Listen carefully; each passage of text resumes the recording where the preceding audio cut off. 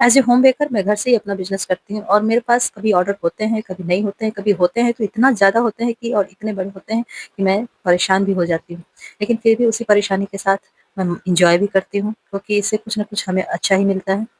ये मेरा 2 केजी का एक स्क्वायर शेप ऑर्डर है, जिसे मुझे ब्लैक फ़ॉरेस्ट नहीं, व्हाइट फ़ॉरेस्ट में बनाना है। व्हाइट फ़ॉरेस्ट में बनाने के लिए मुझे व्हाइट चॉकलेट लगेंगे, तो मैंने सारे मेज़रमेंट तो इसमें नहीं डाले हैं, लेकिन हाँ, जो प्रीमिक्स का मेज़रमेंट है मैंने दिखाया आप पे कि ये 600 ग्राम से लगभग में है और अगर आपको लगता है कि थोड़ा-सा इससे और ज़्यादा होना चाहिए, तो आप 50 ग्राम ऐड कर सकते हैं। लेकिन मैंने इसमें एक्चुअली व्हाइट चॉकलेट यूज़ ज़्यादा किया है, इसके लिए मैंने इसको इसी वेट में रखा है। तो आप देख सकते हैं कि मैंने इसे बेक कर लिया और इसे बेक करने के बाद इसके स्लाइस भी मैंने निकाल लिए थे। स्लाइस निकालने में थोड़ी-सी परेशानी होती है बड़े वाले केक में, तो मैं उसका वीडियो रिकॉर्ड नहीं कर पाई। कभी मौका लगा मुझे फिर से तो मैं उस वीडियो को रिकॉर्ड करूँगी।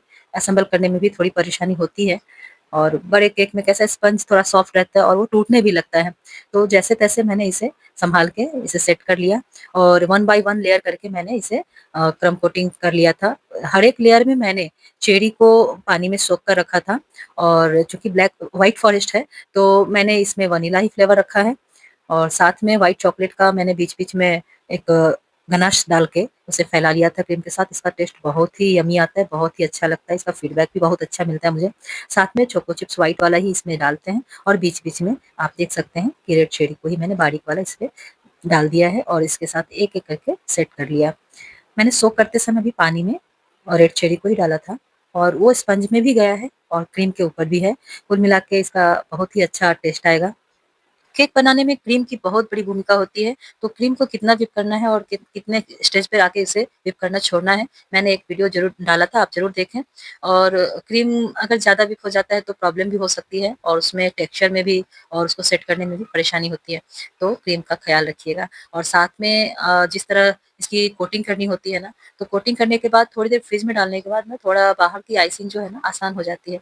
तो इस तरह आप कोटिंग और आइसिंग कीजिए, आपका केक बेस्ट रिज़ल्ट देगा तैयार होने में और खाने में तो जवाब ही नहीं, फीडबैक बहुत अच्छा मिला है आज तक मुझे।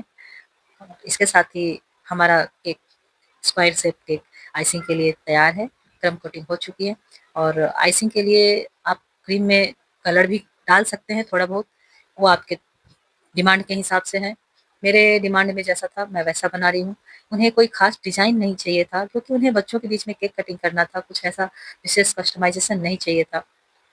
और मेरे पास ऑर्डर भी बहुत ज़्यादा टाइम के इस मतलब गैप में नहीं आया है। ऑर्डर करीब 5 साढ़े 5 केजी का था, डिफरेंट-डिफरेंट फ्लेवर थे, तो मेरे पास इतना टाइम नहीं मिल पा रहा था कि मैं इसे ज़्यादा कुछ और दिमाग लगाऊँ डेकोरेशन में। टेस्ट में कोई प्रॉब्लम नहीं आना चाहिए, इसका मैं हमेशा ख़्याल रखती हूँ। डेकोरेशन हाँ, अगर डिमांड में रहता है, तो फिर मैं जैसे-तैसे मैनेज करती हूँ, लेकिन उसके लिए मैं रिक्वेस्ट करती हूँ कि थोड़ा मुझे टाइम दे दिया जाए। और टाइम रहता है तो ही हर चीज़ में मतलब किसी भी डिज़ाइन या डेकोरेशन के लिए आपको टाइम चाहिए ही, वरना कुछ न कुछ तो गड़बड़ होता है। इस केक में मैंने भी एक गड़बड़ किया है, आप ज़रूर देखिएगा कि मैंने क्या गड़बड़ किया है। डिज़ाइन समझ में नहीं आ रहा था और कुछ यूनिक बनाने की कोशिश मैं करना चाहती थी, लेकिन जब बना डिज़ाइन तो लगा कि नहीं ये इस पर्पज़ से सही डिज़ाइन नहीं है, तो फिर मैंने उसे डिज़ाइन को हटा के भी उसको वापस फिर चेंज किया है। इसमें भी मेरा टाइम बहुत ज़्यादा गया है, तो आप ख़्याल रखिएगा, प्लान करके ही कोई काम कीजिए। क्योंकि समय अगर कम है तो परेशानी बढ़ जाती है। मेरी परेशानी तो बढ़ गई थी, थोड़ी मेरी भी गलती थी। एक्सपेरिमेंटल मैंने थोड़ा-सा किया था। मैंने मोज़ेक टाइप का इसमें कुछ कोशिश किया था, कुछ मार्बल जैसा दिखना चाहिए। लेकिन डालने के बाद मुझे लगा कि नहीं ये मेल पर्सन के लिए इतना कलरफुल अच्छा नहीं है। तो फिर मैंने उसको जैसे-तैसे हटाया और कलर इतना अच्छा कलर तो नहीं मुझे लगा, लेकिन कलर इतना ज़्यादा था कि हटाने के बाद भी क्रीम में कहीं-कहीं दिखना उसका रह गया था। चूँकि वो हमारे मतलब जान-पहचान में हैं, तो उन्हें ज़्यादा कुछ प्रॉब्लम नहीं हुई। हो सकता है अननोन लोगों को लगे कि ऐसा क्या है, क्यों है? बहुत सारे सवाल आ सकते हैं। तो आप अगर घर घर में केक बनाते हैं या केक ऑर्डर लेते हैं, तो इस बात का ख़्याल रखिएगा कि एक्सपेरिमेंट करना हो तो कभी भी छोटे केक पर कीजिए या घर के किसी केक पर कीजिए, किसी बड़े ऑर्डर पे मत कीजिएगा। ऐसा मैंने सबक सीख लिया। मैं चाहती तो ये वीडियो स्किप कर सकती थी, लेकिन अपनी गलती को सामने लाकर दूसरों की गलती ना होने देना, ऐसे मैंने कोशिश की कि मैंने जो गलती की है वो दूसरे ना करें और मुझे ऐसा लगा कि ये मेरे लिए सबक था। तो कभी-कभी होता है कि किसी ने अपना एक्सपीरियंस बता दिया तो हम थोड़ा सँभल कर काम करते हैं और मुझे चूँकि इस तरह के वीडियोज़ नहीं मिले थे, तो मैंने एक्सपेरिमेंट कर दिया सीधा और समय भी कम था, ये मैंने ध्यान नहीं दिया था, तो मेरी परेशानी बढ़ गई थोड़ी। टाइम से तो मैंने दे दिया उन्हें बनाकर, लेकिन मैं परेशान हो गई और मैं थक गई इस तरह इस तो आप ध्यान रखिएगा।